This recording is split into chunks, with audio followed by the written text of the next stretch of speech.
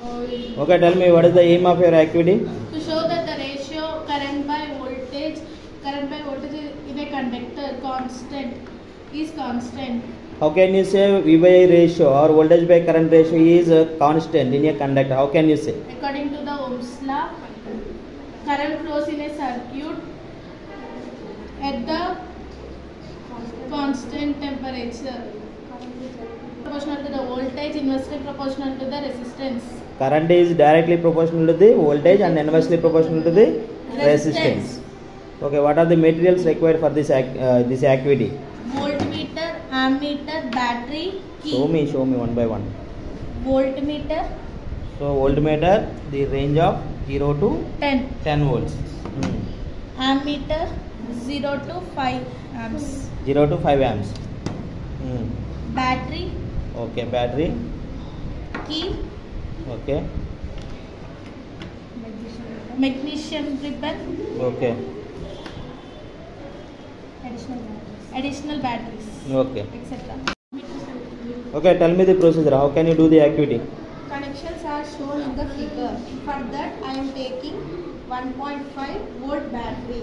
Now, I am giving one terminal of battery. Positive terminal of the battery is given to the first terminal of magnesium ribbon. I am taking, instead of iron rod, I am taking magnesium ribbon. And the second terminal of magnesium ribbon is given to the first terminal of key.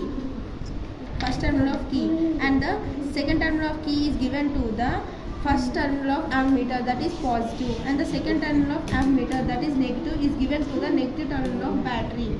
Initially, the circuit is opened. If I plugged in the key, now in the circuit current is flowing. Okay. Ammeter shows some reading. Now ammeter and voltmeter shows some reading. Okay. Note down that reading. Okay, next continue. Add one more battery in a series connection. Then ammeter and voltmeter give some readings.